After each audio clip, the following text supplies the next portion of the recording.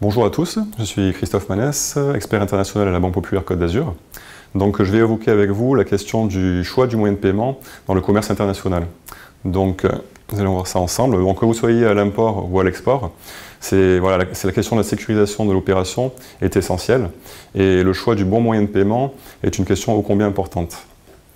Donc en fait, il y a plusieurs éléments clés qui vont vous guider dans cette démarche. Donc là, le premier élément, ça va être le rapport de force commerciale entre les deux partenaires. Le deuxième élément important va être le degré de confiance qui vous lie, et également l'antériorité de la relation.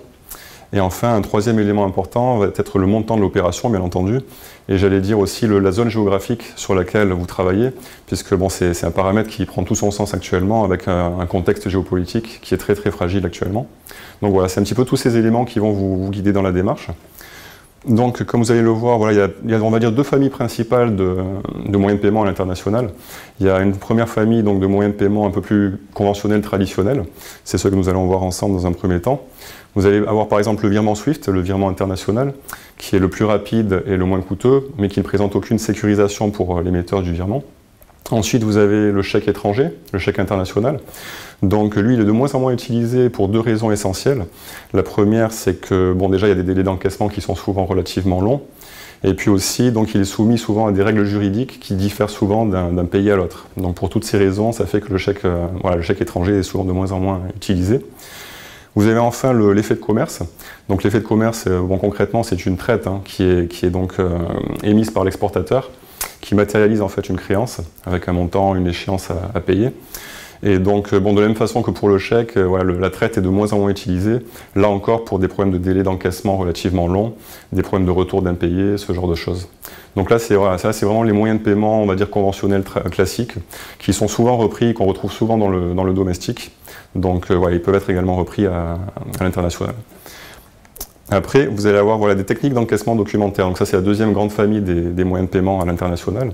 Donc là, vous avez la remise documentaire qu'on connaît le plus davantage que les autres. La remise documentaire, alors en quoi ça consiste? Concrètement, vous allez avoir un exportateur qui va transmettre un jeu de documents à sa banque. Donc en général, vous avez la facture, la liste de colisage, certificat d'origine, documents de transport, pour reprendre que les principaux. Donc l'exportateur transmet ce jeu de documents à sa banque, il lui donne mandat en fait d'adresser ces documents à la banque de l'importateur, donc pour en obtenir le paiement, ou alors le paiement immédiat, ou alors l'acceptation de paiement à l'échéance qui a été convenue. Donc c'est vrai que la remise documentaire, c'est vraiment un moyen de paiement qui est peu coûteux, qui est relativement souple, mais qui par contre ne présente pas une grande sécurisation, puisqu'il n'y a pas d'engagement bancaire à proprement parler. Donc c'est vrai qu'on utilise souvent la remise documentaire quand il y a une relation de confiance suffisamment établie entre les deux partenaires. Donc ça, c'est la fameuse remise documentaire. Après, on a également le crédit documentaire, donc le fameux CREDOC. Donc c'est un nom un peu barbare qu'on utilise dans le jargon, qui est assez connu. Donc sur la forme, c'est assez similaire à la remise documentaire, dans le sens où vous allez avoir également un jeu de documents qui transite entre les deux banques. Mais par contre, là, la différence fondamentale, c'est que la banque de l'importateur va s'engager au paiement contre la réception de documents conformes en fait. Il faut qu'ils soient strictement conformes au terme du crédit documentaire qui a été ouvert en amont. Donc là, c'est vraiment la différence fondamentale avec la remise documentaire, et ça fait du CREDOC, on va dire, le moyen de paiement le plus sécurisé et le plus sécurisant à l'international. Donc c'est vraiment le moyen de paiement par excellence qu'on utilise à l'international, quoi. Donc souvent on utilise le crédit documentaire soit pour des opérations d'un montant important, soit quand ce sont des entrées en relation ou des opérations un peu plus sensibles et qu'on veut sécuriser bien entendu un peu plus l'opération. Et ensuite, j'ouvrirai quand même une petite parenthèse sur la lettre de crédit stand-by. Donc la lettre de crédit stand-by, ça s'apparente plus à une garantie filée. Donc la garantie, elle est mise en jeu uniquement en cas de défaillance de paiement de l'importateur.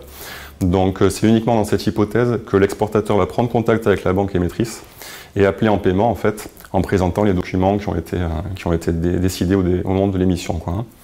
Donc vous voyez, voilà, la REMDOC, le CREDOC, la lettre de crédit stand-by, donc tout ça sont des techniques qui nécessitent un accompagnement un peu plus fort sur le plan technique. Donc, mais vous avez, voilà, c'est au total donc vraiment une déclinaison assez large de moyens de paiement à l'international. Donc il s'agit de choisir le bon, le plus adapté à votre situation.